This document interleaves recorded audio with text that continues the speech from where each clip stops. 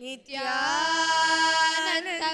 Paramasukadam Kevalam Jnanamurtim Dvandvaditam Gagana Sadusham Tattvamasyadhilaksham Ekam Nityam Vimalamachalam Sarvadhi Sakshi Bhutam Bhavatitam Trigunarahitam Sadgurum Tam Namami.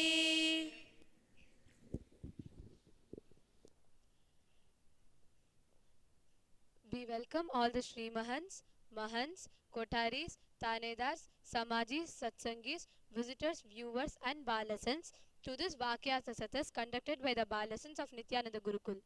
Today, the topic for Vaakyaartha Sadhas is about the quality and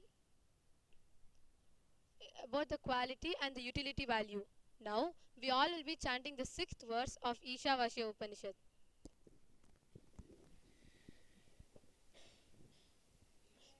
Yes. Sarvani bhutanyatmanyevānupashyati sarvabhuteshu chātmanam tato na vidugupsate.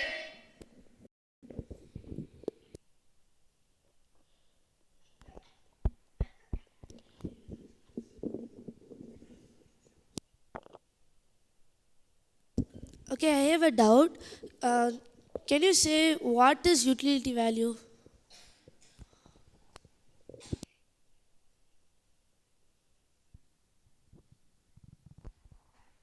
What I feel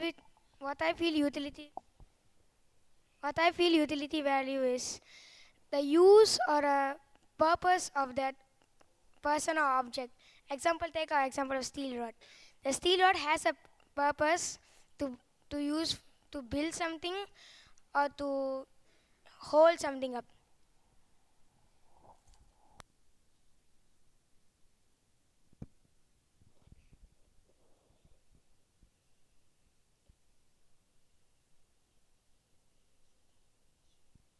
Okay, see, just adding to Vedapriya Maharaj's point, for example, like you like something based on the utility value. Like for example, you use something to, for example, you can take example of a pencil. You use pencil to write. So once you get something to replace that, and you stop liking it and you use the other thing. So you like something based on utility value, like how it is useful, for what is it useful.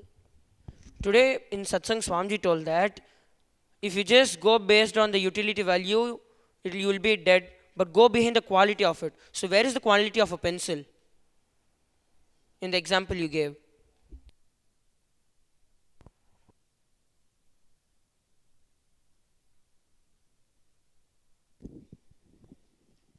What I think is quality of the pencil is, it is, see, like that pencil is made up of a piece of wood, just a piece of wood in which it has a lead, and it is able to help you in whatever you need to do.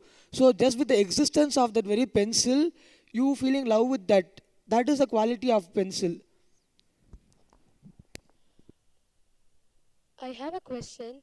Isn't it that we'll decide the quality of something based on its utility? Like for example, if something is useful to me or someone helps me in something, I decide their quality, like this person is helpful based on their utility because they help me, right? So isn't it that utility value only attributes to the quality? See, what I feel is like if you take example of a teacher, the use of a teacher is to give you knowledge. But if you just see that you can get incomplete, that she's just tiring me with the knowledge and I hate studies. So you can either see that, or you can see the context behind what the teacher is trying to tell you. The teacher is actually taking responsibility of you learning what you have to learn. So instead of you just seeing that she's bugging me with studies, you can see the context in which she's responsible to make you study what you have to study. And just adding a point, what I feel is to look at the utility of something could be from any space. You could look at it from a powerful space or a powerless space also. But the uniqueness in others, the The quality in others can only be seen from a powerful space. And also, as Swamiji told in today's satsang, the quality of a person might start, you might look at it as a utility value, but that itself is not the quality. This is what Swamiji told today in satsang also. Can you explain what exactly is the difference between utility value and quality?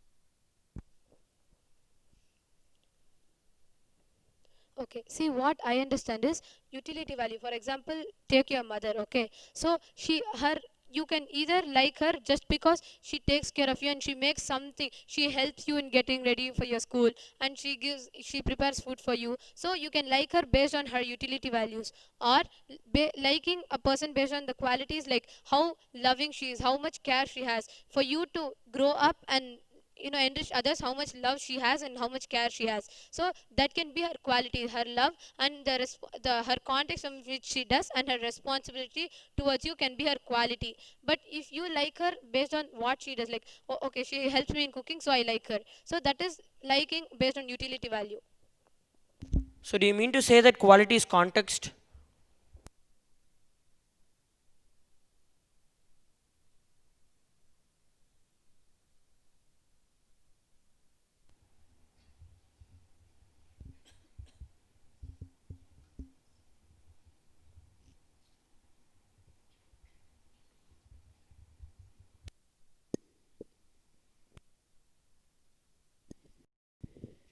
What I feel as utility and quality is just based on the level of perception from which you look at something.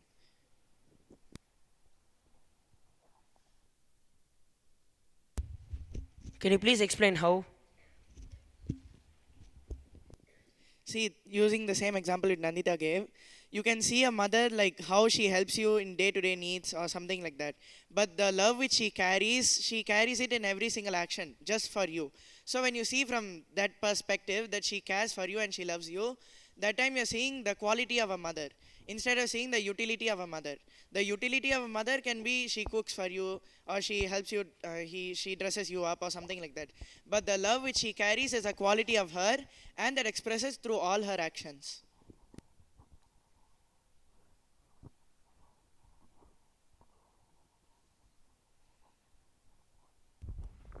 Just adding to the point as what Swamiji told today morning.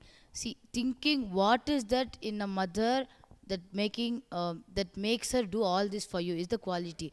You can just say she does this for me, she does that for me, but what is it that inside her which makes all this do for you is the quality.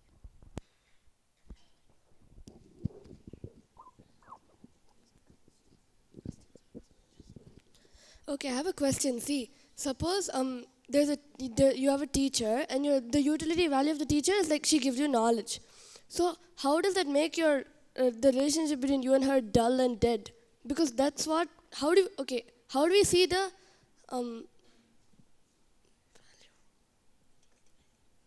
the other thing? How do you see the quality in her and make your relationship more nice?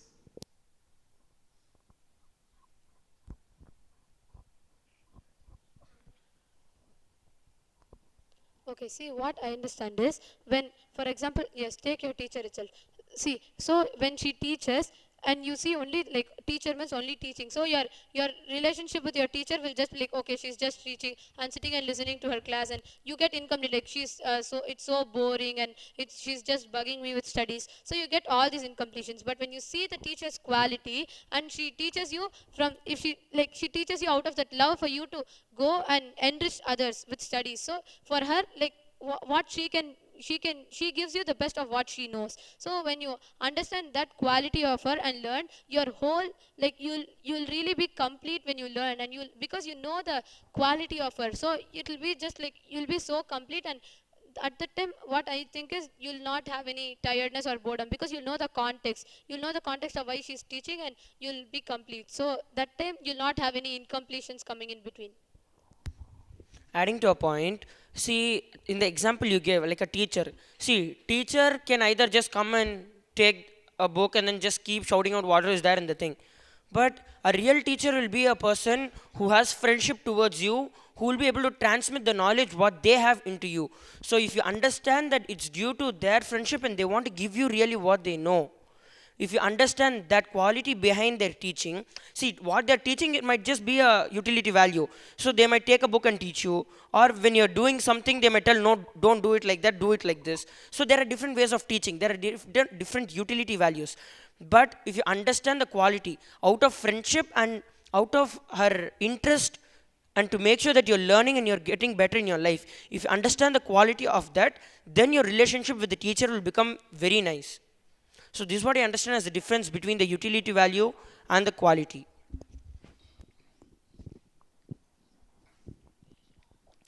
So basically, what I understood from this is running by the utility values, running by the right context. Because if you see in the teacher's example, if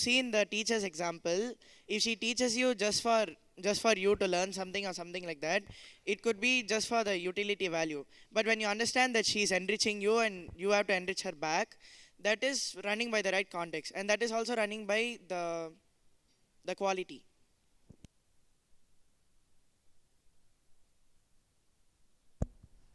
I have a doubt. Today morning in Satsang, Swamiji said that right, for the homework he gave, that depend on all the things which you feel is useful for your life, things and people. So, so when I was doing the homework, I felt my clothes will be useful. So I wrote that what is the quality of the clothes, because it is useful for me, but what is the quality it has?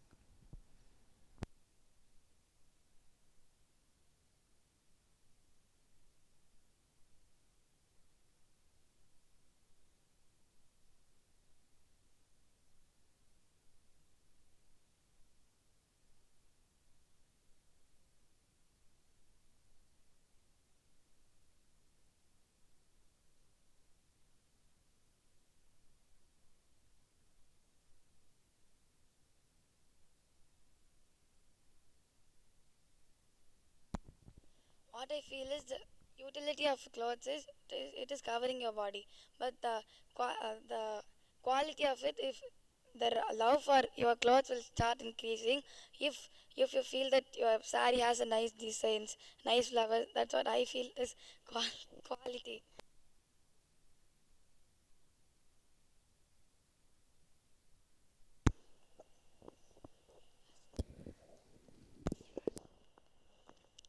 I have a question from morning satsang. What is the quality of eye which is inside us? Swami told quality of eye. Before that, who is I?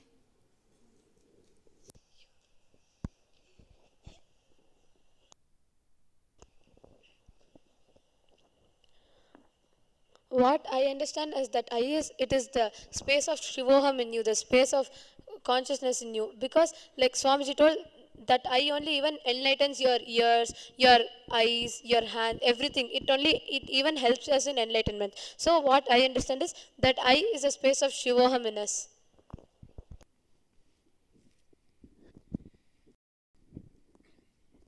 What I feel as I is our identity. But when we run by the utility value, it is our identity. But when we run by the quality value, it becomes Shiva. That's what Swamiji told today. I have a doubt whether it is a utility value or a quality. Is it completely based upon how much it adds to your life? A person or object adds to your life.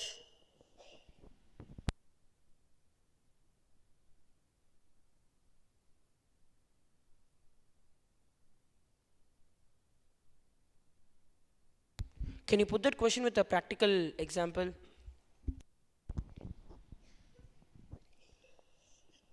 Whether it is a utility value or a quality, is it completely based on whether, for example, this mic, is it completely based upon the how much it adds to my life?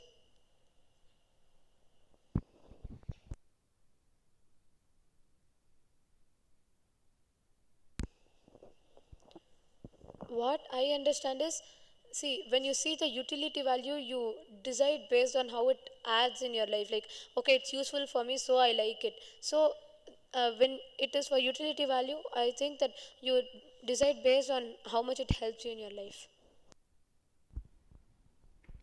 I have a question on what Ajara Maharaj said.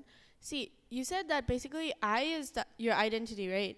So how can how can Swamiji basically said today morning that the eye is what helps you smell, or like smells for you even after your nose isn't there, or like helps you hear even after your ears aren't there, right? So how can your identity help you do that?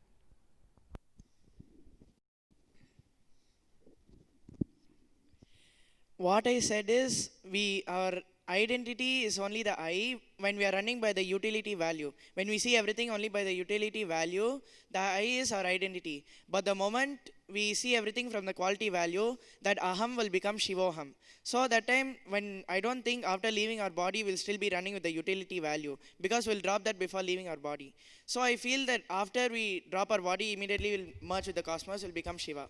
So that time I don't think we still carry the identity with us.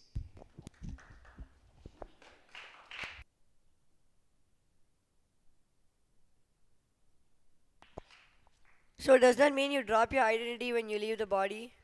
And does that mean that anybody who drops the body, they leave their identity and become Shiva?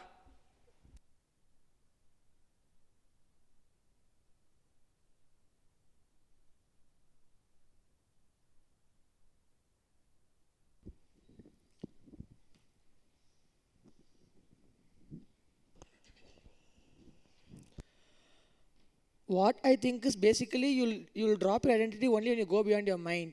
So whether you leave your body, see, when you leave your body, naturally you don't have mind. It's like you don't have mind. So naturally you are left your identity. When you are living in the body, when you go beyond the mind, means when you push your mind to discover the consciousness, it is like you drop your identity completely. In that case, you still again you live without identity. Can you explain what is identity?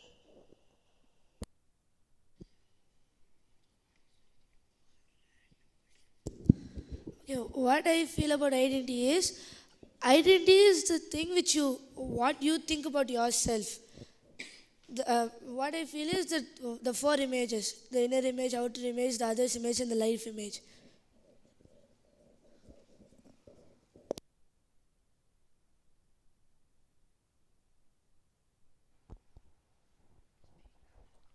What I feel identity is you thinking that you are a bunch of incompletions and just sticking to that and wanting to allow yourself to move on and reinvent yourself.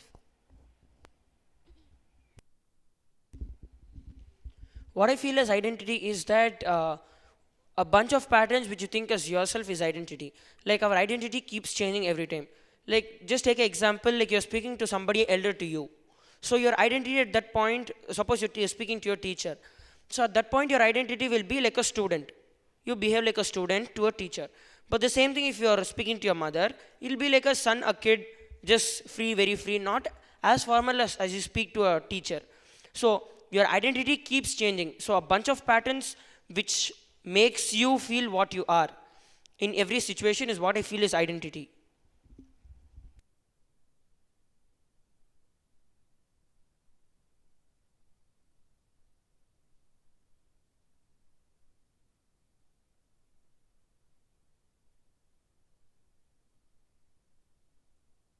Okay, I have a question with what Veda Maharaj told. You told that identity is something is like a bunch of patterns which avoids leaving you to expand, right? So if you have identity of that you are Shiva, then how is that not going to make you expand and go?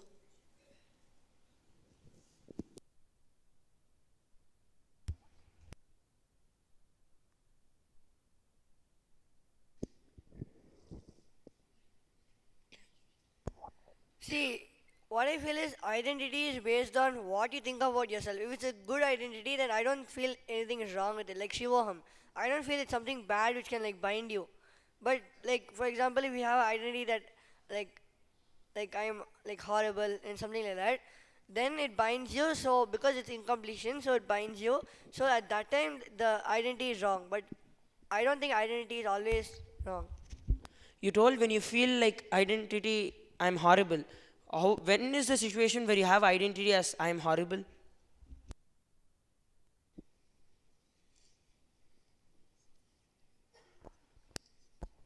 Like for example, now you wrote an exam and you like failed in the exam. So that time when you have to answer your teacher, you think like I'm useless. I can't do anything anymore. Like you feel like very horrible at that time. So what I meant is like having identity like that at that time is wrong, but having identity like Shivoham, I don't think it's wrong. But at that point, when you feel that you're horrible or you're useless, isn't that your inner image? What I think is inner image is just a space in you. Like when you feel that you are Shiva, it is a space in you. It's like Shivakam is a space in you. So inner image is a space, but whereas identity is a bunch of patterns, what you feel about yourself and the way you behave with others in a different way. If identity is a bunch of patterns, then how can you have Shivoham as your identity? What I think is Shivakam can never be your identity. It can only be your inner image. And also Swamiji told that you should always have the victory pattern in you. So that is also a pattern. Swamiji told whenever you face life, you should always have a victory pattern in you so that whatever happens in you, you are very sure that you will have victory in it. I have a question with what Sundaresh Kumar said few minutes ago. He said that identity keeps changing, right? Then do our patterns keep changing?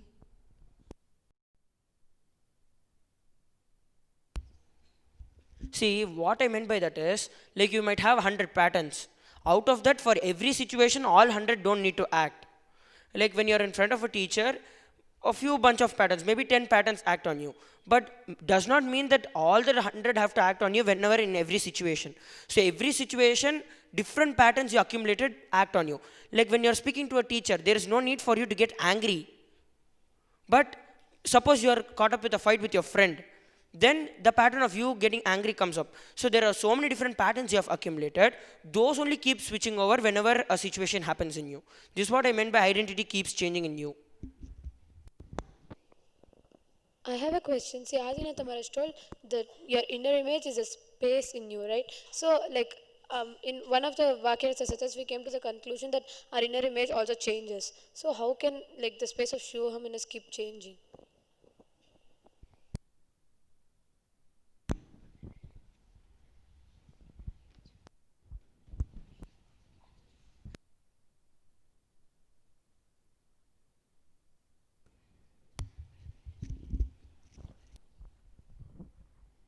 What I think is that naturally when you align your four images, it doesn't have to change, right?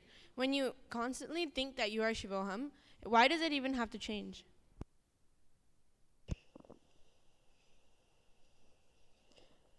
See, I have a question. See, our identity also keeps changing and our inner image also keeps changing. So, what is the difference?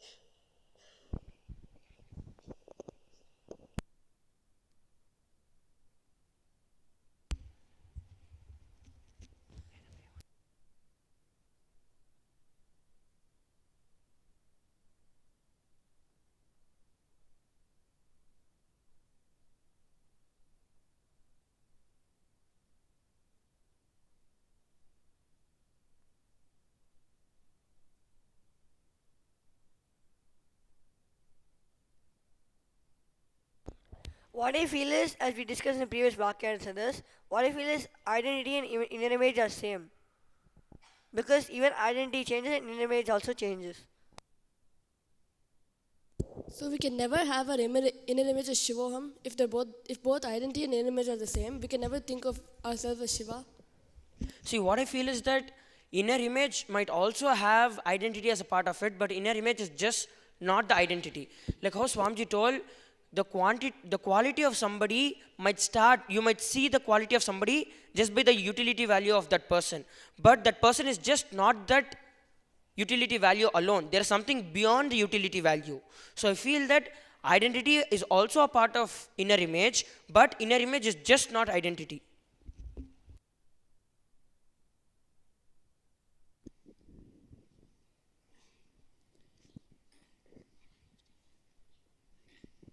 Okay, so what I feel is inner image can never be identity because the image which you have inside yourself is the same as all the four images outside. As per reality, all four does not exist, everything is just the same.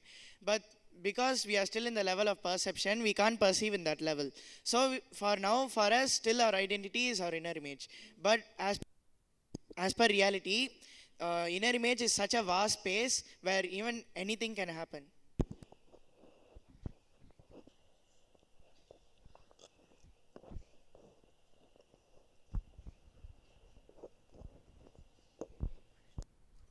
Okay, I have a question. See, Sundar Maharaj said that your identity is basically changes for every situation, right? So, like for a teacher, you would act different, and for a mother, you'd act different. So, is that you acting different for each person is basically just how you project yourself to each person, right? So that's basically your outer image, right? So is outer image and identity have any relation?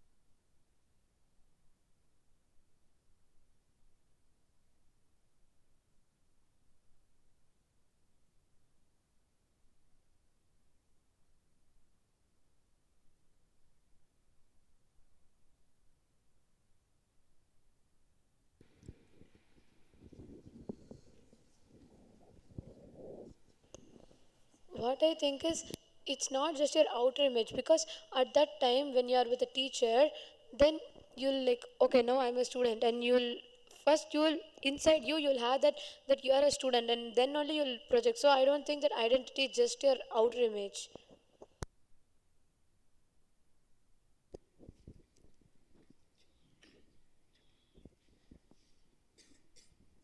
And just adding a point, I feel the outer image you have is completely based on your inner image. Like, for example, a teacher, when she's teaching you, when inside you feel that, oh, this studies is horrible and I don't want to learn, that time outside you'll project that, okay, I'm learning from you just so that I can learn this and finish this and go on with my other stuff.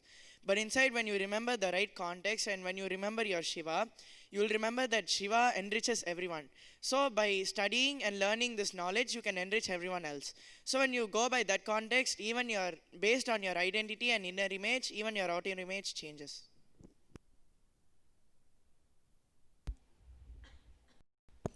So is identity and inner image same or different?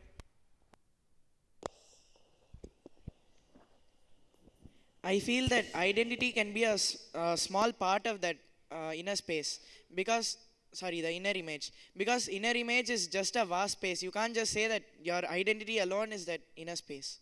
It And can how be can a, you see? You can have inner image as Shiva, but how can you have your identity as Shiva?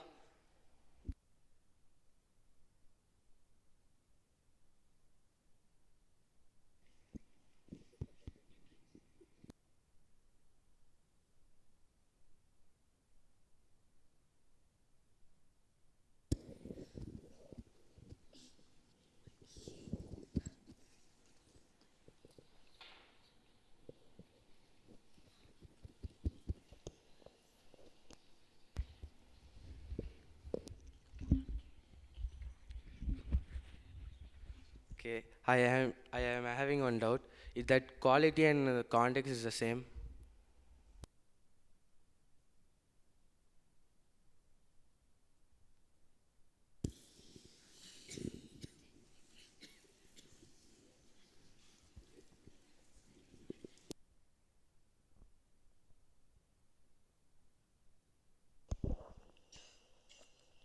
What I feel is same.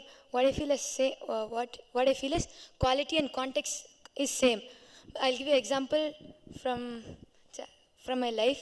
See, today my one of my mentor, she came and told us that we were being inauthentic in the class by playing. So she told us, so please restore your space. So maybe the so when we look what Pankaj, what I felt is, see, if I would have seen her as she's scolding us, it would have been it would have not been the quality. So I saw her, she's trying to make us authentic. she's trying to do something for us to, she's trying to make us expand. So I saw it in that quality. So I feel quality and context is same.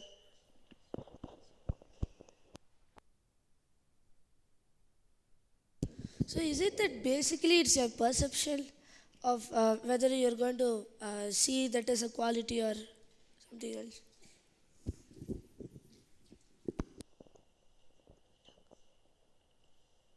What I feel is yes, because at this point everything we see around us is just our perception.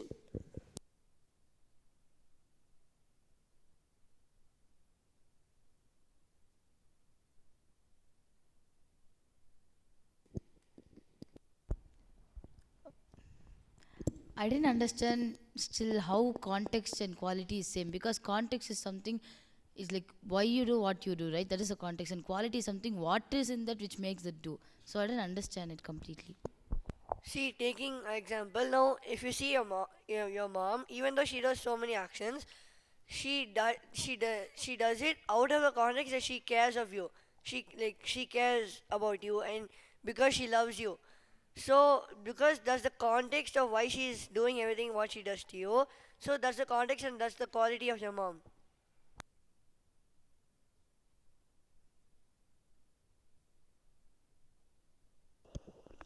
Is uncompromised compassion, is it quality?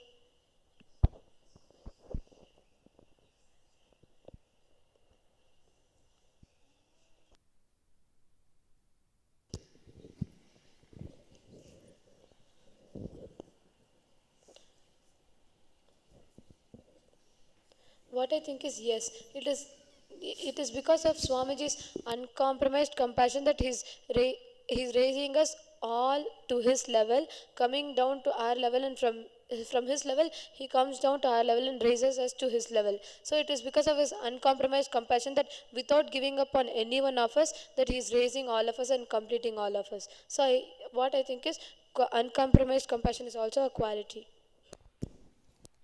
Before that, what do you mean uncompromised compassion?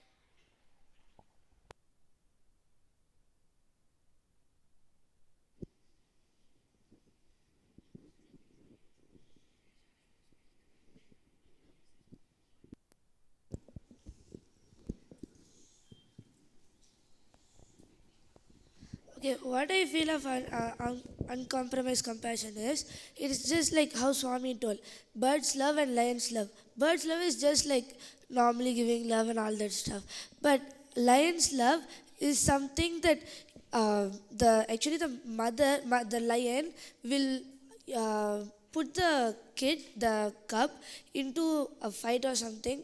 She'll avoid helping it just to uh, tell the kid that without her also he can defeat and fight and expand himself. What I feel about uncompromised compassion is it is just the love which is given to you to expand yourself.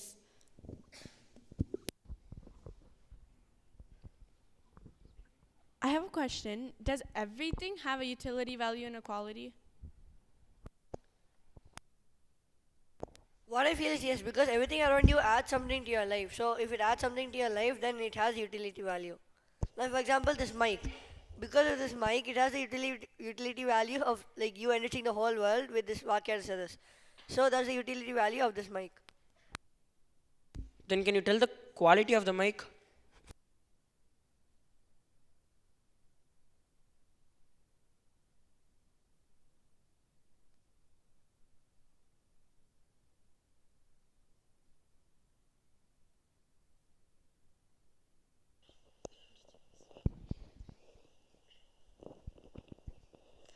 What I feel as the quality of value is if you're normally speaking without the mic, it'll not enrich the other person to listen to you. So by using the mic, we enrich the whole world.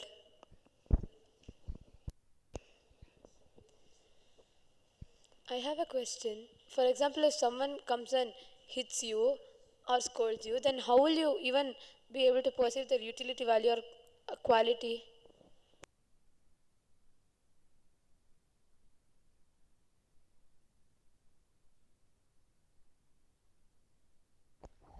That depends on the context of why they're coming hitting you. Maybe you did something to them, so because they want to like tell that you did something wrong to them and they avoid knowing how to express it, so they come and hit you. So with that context, then they're adding something to your life. So you should tell what context they hit you. Okay, I have a question about that. See, how is I still didn't get how context is the same as quality, because in the same example which you took now, we don't know the context in which our friend came and yelled at us or something. So how do we see the quality in them? They might have not done it from the proper context.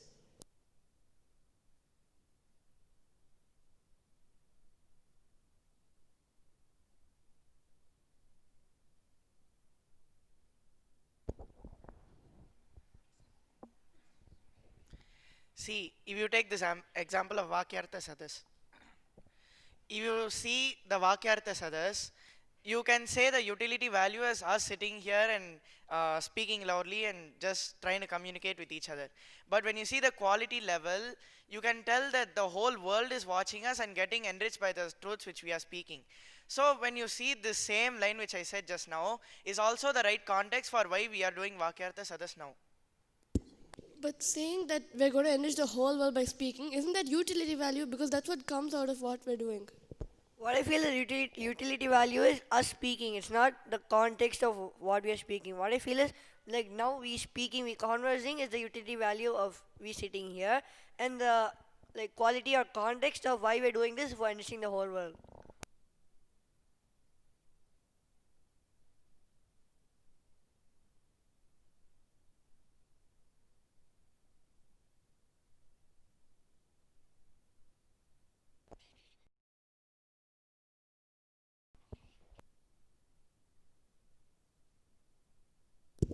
Okay, I have a question. See, today Swami told when we know the quality of a thing, he gave an example of his Kamandalu. When we know the quality of it, you will fall in love with it. Okay, so when I was doing the homework today, we are supposed to write all the things which is useful in your life, right? So I came across with a pencil. Okay, so if I know the quality and why is it there, then how will I fall in love with it?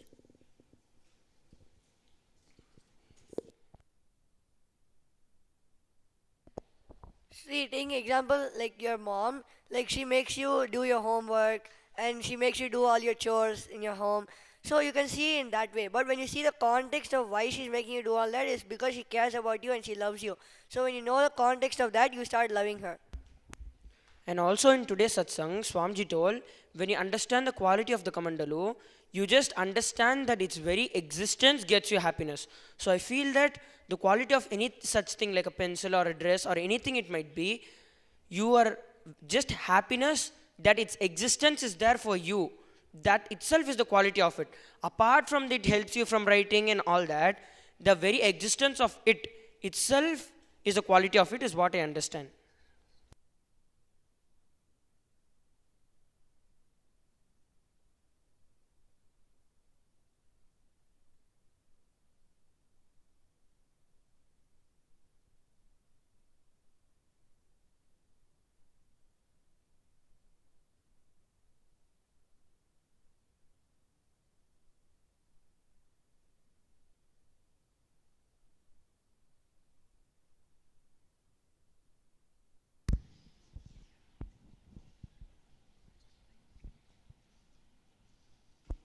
Okay, I have a question. We just came to know that everything has a utility value and quality, right? So, for example, I'm scared of speaking to somebody. So, what is the quality in that fear? Because there is fear in me. So, what is the quality of that? What I feel is the quality of your fear of not going to talking to somebody is for completing with your fear and not having fear of anything.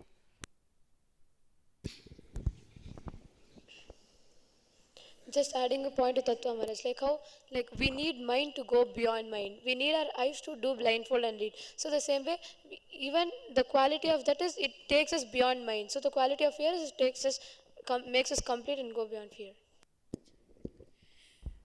And also, whatever happens in our life is just for making us more and more stronger and making us expand more and more. So, even by you getting that fear, it's just reminding you that you have this fear and you should drop it immediately.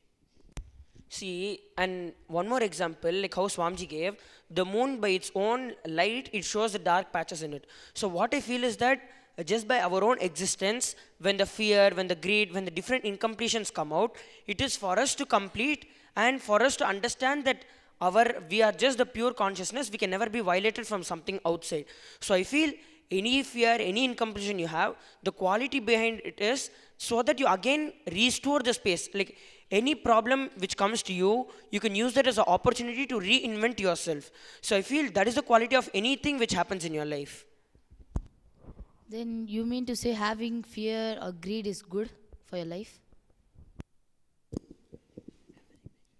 See, I don't feel that it's good for your life, but even when it happens for you, you should accept it and learn from it. So it's not that you should have fear or greed in your life. When it happens to you, even if you don't want it to happen to you, when it happens to you, you should see it from the right context for it just to expand you, and you should go beyond it.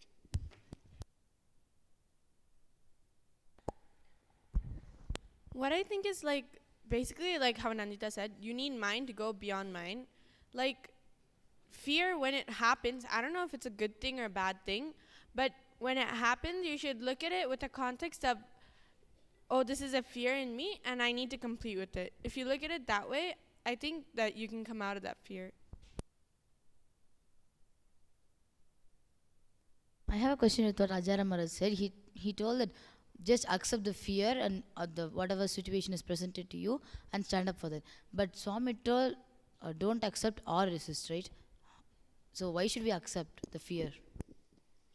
See, but after that fear comes to you, you're doing something about it. You're taking responsibility for that fear, completing it, and moving on for your life. So it's not just you accept it and leave it as it is. You are taking responsibility for it, completing it, and then you're moving on. So that same fear doesn't come and attack you again. So by doing this, that fear just strengthens you more and more.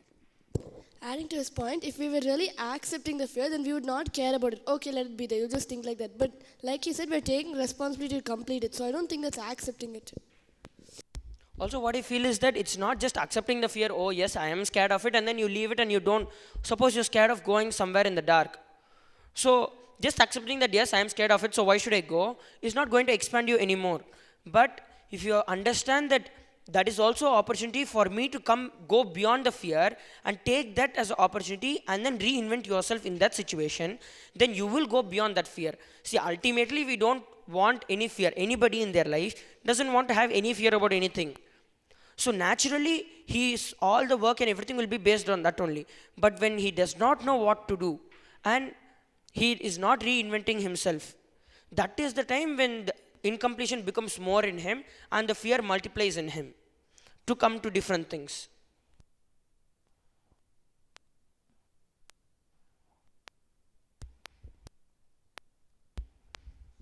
I have a question. Is the quality of something consciousness?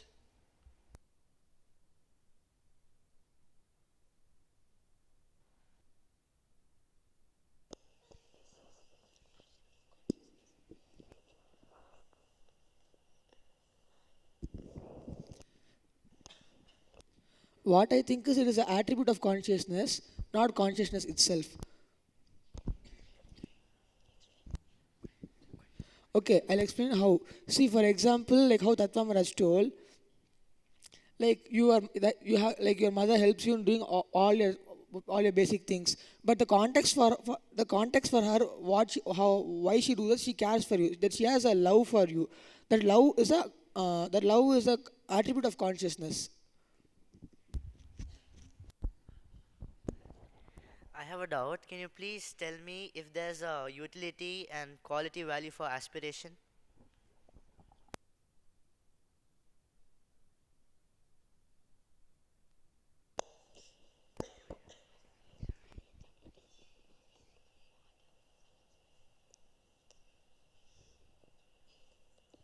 Okay, see, for example, you aspire for you to, okay, you aspire for you to get something, so you really it adds some utility to you, so you aspire for it. So that is a utility of you aspiring, because you're going to get it and it will be useful to you. So that will be the utility. And the quality is that you use that same. For example, you aspire for a chocolate, so you eating the chocolate and completing with the greed of wanting chocolates, you aspiring for chocolates, you getting a chocolate and completing with the greed of eating a chocolate, like your aspiration adds like it's a quality, it helps you complete with your greed at that time, so that's a quality.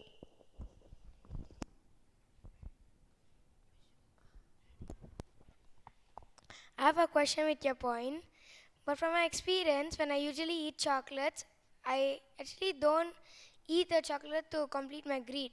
When I eat the chocolate, I actually want to eat more chocolates.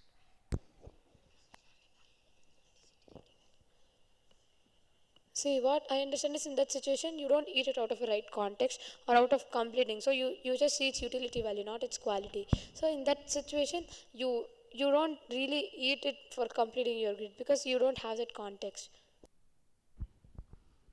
I have a question on what Nandita said earlier. You basically said aspirations can have a utility and quality, right? But how? Because like only a thing or object or like a person can have utility or quality, right? How can like something that sort of doesn't even exist in this like in a objective way have utility and quality? Okay, what I feel is, I didn't think that your aspiration will have utility value or quality. I feel that because of you having that utility value and quality brings aspiration. Because when you like, just take the example of the teacher itself. See, when you know that the teacher she just teaches and goes, you will have, because of that you will have aspiration and the quality also. If you see that she's actually enriching you and getting you, giving you knowledge, because of that you'll have aspiration. I didn't feel that uh, aspiration has utility value and quality. What I feel is utility value and quality value, both of this is just based on your perception. So until your perception is removed from you, until that everything, whatever happens, will be based on your utility and the quality, because you perceive everything based on these two only. And also what I feel is that like whenever you perceive somebody having a utility of some item or something in their life, then you start aspiring for it based on the utility value. So what I feel is that aspirations can be from the utility value you see from others, because all our aspirations which we have is because directly or indirectly given by others only, said by others, told by others only. So what I feel is that all your aspirations are from the utility value of others.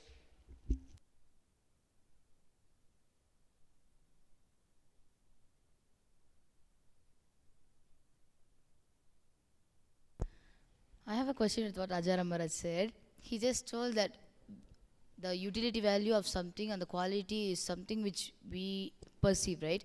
So we just came to know that the quality of everything is just a attribution of consciousness.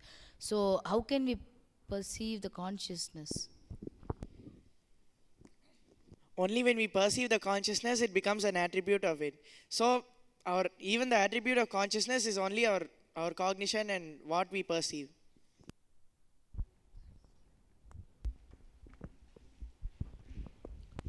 I have a question. Swamji told that consciousness is context. See, whenever we do something from the right context, that means we are doing it based on our five senses, based on our perception, cognition. Then we are experiencing consciousness, right? It's not just God.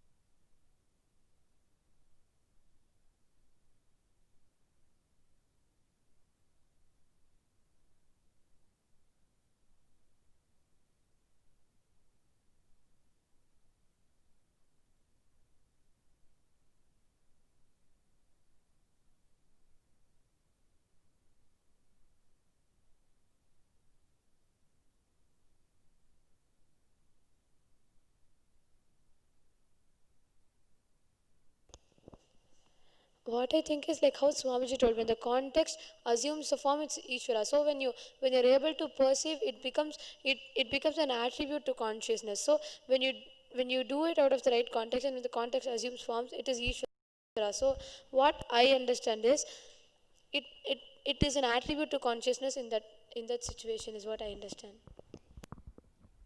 I have a question. See, we just came to a conclusion that quality is context, right? But this morning in satsang, Swamiji said that when you experience the quality of something, you'll experience that everything is you, right? So when you experience the quality of something, you'll experience that thing is you, and that's part of you. But when the quality itself is the context, and the context is basically your perception of something, right? You can have a good context or bad context or whatever. So how does that even work? Like, if quality is a context, then how can that help you experience consciousness? See, what I feel is that, like you told, the right and wrong context changes by person. But in the Upanishad Satsang, Swamiji told that there's the right context for everything as defined by Upanishads is you deciding for whatever you believe as life. So anything you align to that, then that is the only thing which is the right context. So there's nothing to change much based, like each one might have a different purpose. So their decision for it might change. But ultimately the right context is only whether they are deciding for their purpose again and again, whether they decide for life again and again. So because the right context is already set by the Upanishads, there can never be a right context or a wrong context. This is the only thing.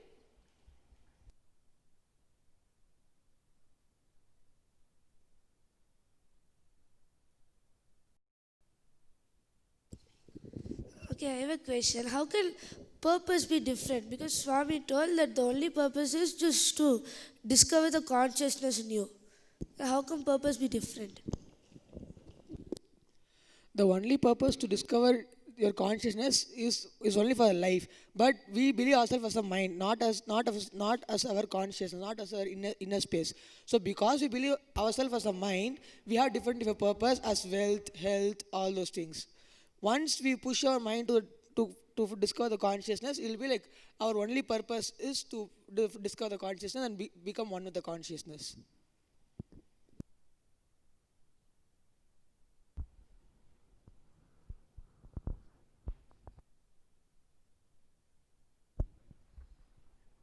Okay, I have a question on what Sundaresh Maharaj said earlier.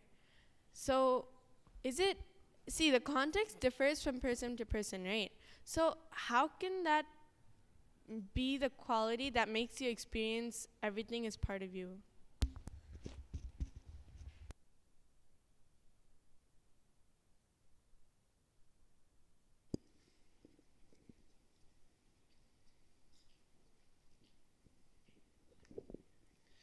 What I feel is when you know the quality of why something is happening in your life, you know that that exists for a reason. So you won't have any gap between you and that. So you'll automatically feel that you are that. See, and one more example, like how in Sage Valmiki, he had the purpose, he had some purpose, but again and again he aligned himself to it. See, though he stole things and then he kept doing it, but he was very sure he was aligning himself. Nothing binded him on that, nothing bound him. So he was so clear that I am doing it for my life, this is the one thing I know, and he is doing it. So nothing from stealing from somebody made him incomplete. But after that, when he continuously decided for it again and again, then life presented to him and then he became a great sage. The life taught him because he continuously decided for it. So immediately his cognition evolved and then he became a great sage. So like that, each one's purpose might differ, but ultimately again and again, when you continuously decide for it, you are discovering your consciousness and going up to the real purpose only. What I feel is that each one might have a different purpose, but whenever they again and again align themselves to that purpose, then they are discovering the consciousness. See, what I feel is discovering the consciousness is like the main three, and there are different ladders to get up to the three.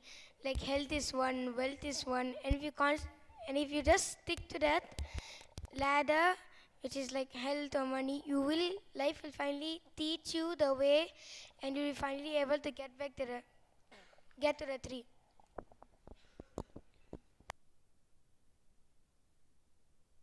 I have a question with what Ajara Maharaj said. He said when you know something is there to which is adding to you, and obviously you will not have any gap with it, so you'll feel that exists in you and you exist in that. So as earlier I told like that I had a fear, and and we came to know that even fear has some utility value and quality, right? So does that mean the fear exists in me and I exist in that fear?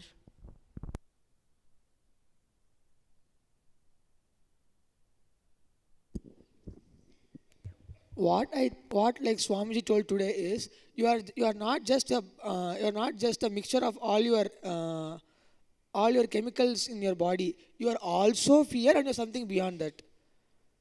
When you get fear inside you, when it get fear into you, like you thinking that I have fear inside me, I have incompletion, I need to complete with it. It is like you are there inside it. You are also there inside it. You are not just your fear itself. What I feel is fear itself is incompletion, and Swamiji also told that incompletion doesn't even exist. So what I feel is that, like, how can you be part of something which doesn't even exist? See, that's why, as how Tattva Maharaj told, when like you only think that an incompletion about something exists. So what I feel is that incomplete, see, for a person who does not have fear about height, he does not have a fear of going to great heights. For that person, that incompletion also does not exist. But for a person who has the fear of heights, that fear even comes to him because he's incomplete and he has to complete with it. When you're already complete with something, there will be no question of fear at all. I have a doubt. Before a few minutes, we were speaking about quality of fear, right? Today in Satsang, Swami told, when you understand the quality of something, your love for it will start increasing. Okay, when we understand the quality of fear, we'll start loving the fear.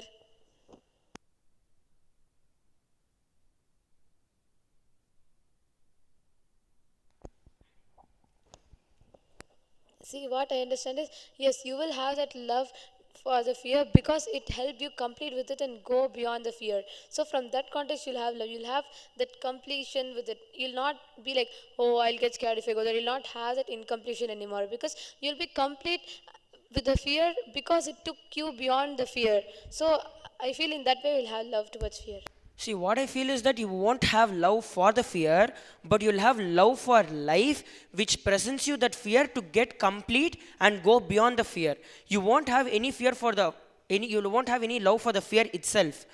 When you understand that life is giving me such a situation so that I can become more complete, when you understand the quality of life itself, then you'll be so complete and you'll have more and more love and confidence that life is not here to violate me, but it is here for me to expand and enrich myself.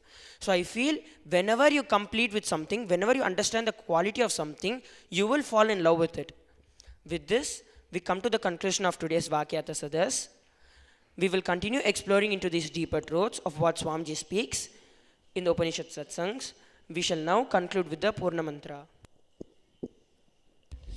Om Purnamadah Purnamidam Purnat Purnamudachyate Purnasya Purnamadaya Purnamevavashishyate Om Shanti Shanti Shanti Hari Om Tat Sat Sarvam Sadguru Padukarpanamastu Om Nithyanandam